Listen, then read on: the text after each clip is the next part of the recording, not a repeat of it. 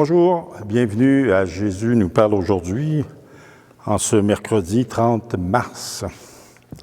On est en route vers Pâques, toujours dans ce temps du carême. Et aujourd'hui, on va se préparer à écouter et essayer de mieux comprendre un évangile tiré du livre de Jean. Alors on se prépare et on écoute cet évangile. Honneur et gloire à toi, Seigneur, Jésus, source d'amour, toi le chemin de vie, le roi de la paix, Jésus, Jésus, Jésus. Évangile de Jésus-Christ selon saint Jean. En ce jour-là, après avoir guéri le paralysé, un jour de sabbat, Jésus déclara aux Juifs : « Mon Père est toujours à l'œuvre, et moi aussi je suis à l'œuvre. » C'est pourquoi, de plus en plus, les Juifs cherchaient à le tuer, car non seulement il ne respectait pas le sabbat, mais encore il disait que Dieu était son propre Père, et il se faisait ainsi l'égal de Dieu. Jésus reprit donc la parole, il leur déclara : « Amen, amen, je vous le dis.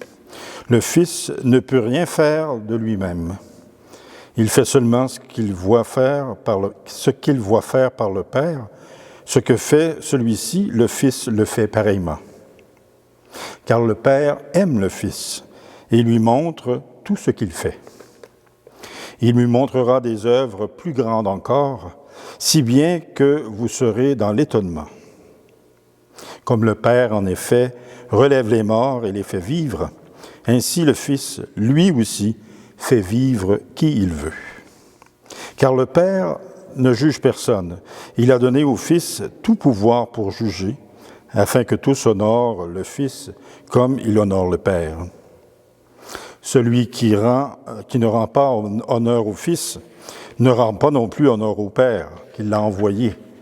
Amen, amen, je vous le dis. L'heure vient, et c'est maintenant, où les morts entendront la voix du Fils de Dieu, et ceux qui l'auront entendu vivront. Comme le Père, en effet, a la vie en lui-même, ainsi a-t-il donné au Fils d'avoir lui aussi la vie en lui-même. Et il lui a donné pouvoir d'exercer le jugement, parce qu'il est le Fils de l'homme. Ne soyez pas étonnés, l'heure vient, et tous ceux qui sont dans les tombeaux entendront sa voix. Alors ceux qui ont fait le bien sortiront pour ressusciter et vivre, ceux qui ont fait le mal pour ressusciter et être jugés. Moi, je ne peux rien faire de moi-même. Je rends mon jugement d'après ce que j'entends, et mon jugement est juste, parce que je ne cherche pas à faire ma volonté, mais la volonté de celui qui m'a envoyé. Acclamons cette parole de Dieu.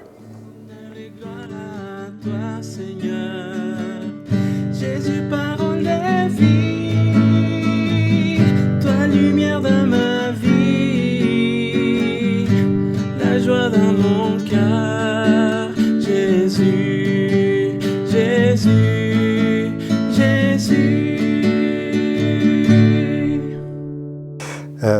Jésus, à travers ce texte-là, vient confirmer qu'il ne fait pas, qu'il n'est pas seul, qu'il ne fait pas, que c'est pas son propre ego qui le met en marche ou qui le fait proclamer la présence de Dieu ou l'action de Dieu parmi le peuple.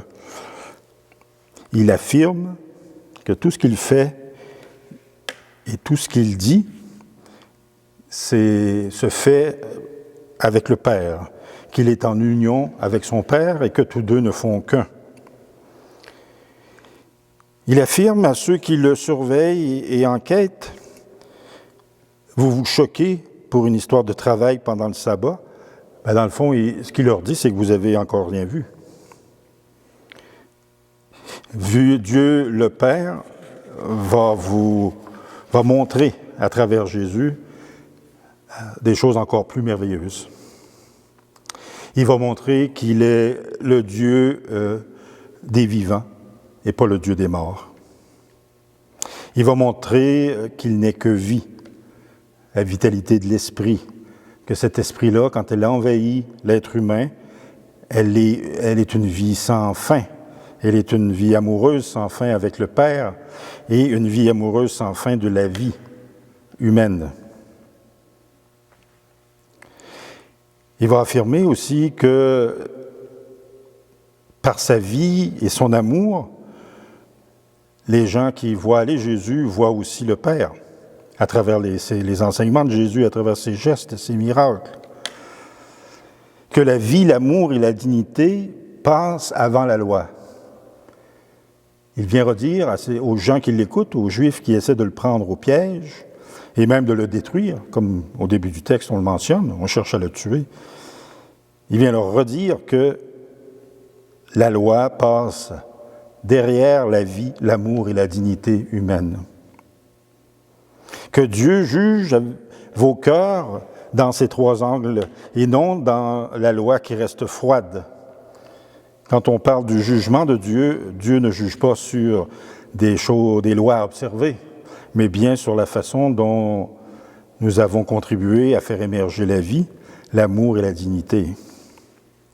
Comme pour le paralytique, au début de cette histoire, redonner une dignité à la vie humaine, ce que Jésus fait par ce miracle.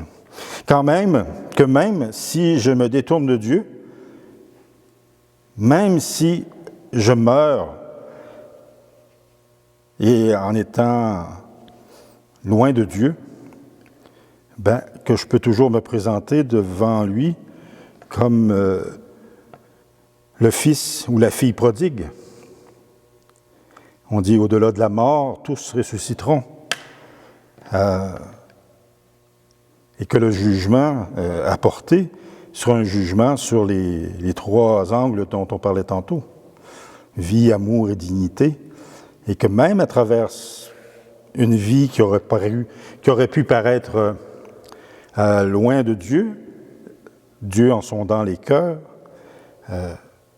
accueille tout d'abord comme un père accueille son enfant, comme un parent accueille son fils ou sa fille, comme nous rappelle, je vous le disais, le fils prodigue, la parabole du fils prodigue. Dans le nouveau missel, on nous invite, au lieu de dire que Jésus est de même nature que le Père, on va nous inviter à dire que Jésus est consubstantiel, un mot plus difficile à dire, au Père. Cet évangile d'aujourd'hui, elle vient peut-être nous faire comprendre un peu plus qu'est-ce que ça veut dire, consubstantiel. C'est que Jésus et le Père, ça ne fait qu'un. C'est pas une question d'identité, c'est pas une question de nature, c'est une question de substance. Le Père et le Fils ne font qu'un. Le Père et le Fils, si je vois le Père, je vois le Fils, et si je vois le Fils, je vois le Père. Les deux sont unis de façon totale et complète. Donc, si on revient dans notre texte, dans le credo, on affirme que Jésus a été crucifié, qu'il est mort, qu'il a été enseveli.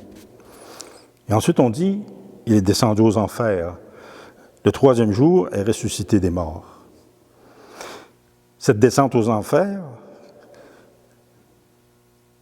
le lieu des enfers pour la religion juive et la religion païenne, c'était le lieu de la mort. Avant qu'on commence à parler de royaume de Dieu ou de lieu où Dieu habite, avec ceux qui sont morts, les enfers étaient le lieu où on retrouvait ceux qui avaient disparu de ce monde. Donc Jésus va dire, à travers cette phrase qu'on a développée, ce qu'on veut essayer d'expliquer, c'est que Dieu va dire, même à ceux qui sont décédés, à ceux qui sont morts, de toutes les générations avant lui, à l'intérieur de sa propre mort, Jésus va aller vers eux, va aller dans ce lieu qu'on appelle les enfers, à qui on a donné le nom d'enfer, et il va aussi appeler tous ceux qui sont déjà morts avant lui à vivre éternellement avec le Père par la résurrection. Donc, ce texte qui nous présente Jésus lié au Père, Jésus qui fait la volonté du Père et Jésus qui apporte un éclairage sur notre vie chrétienne,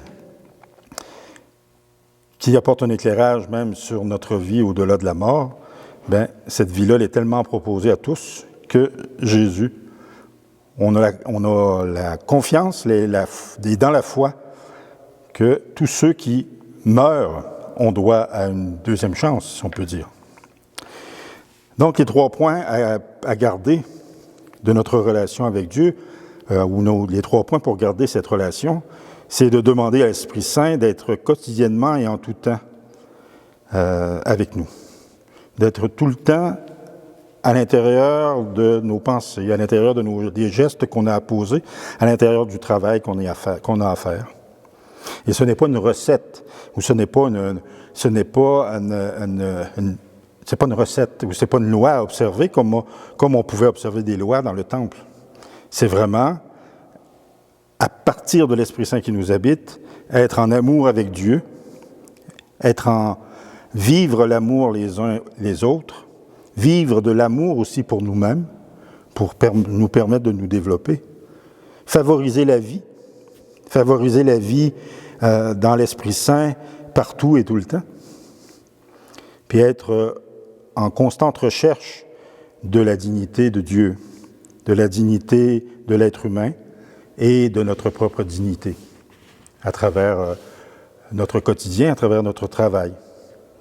Et ça veut dire que partout, même en Église, il y a des choses qu'on ne devrait jamais accepter, que notre dignité passe aussi, que notre dignité est aussi une façon d'être proche de Dieu, d'être avec Dieu.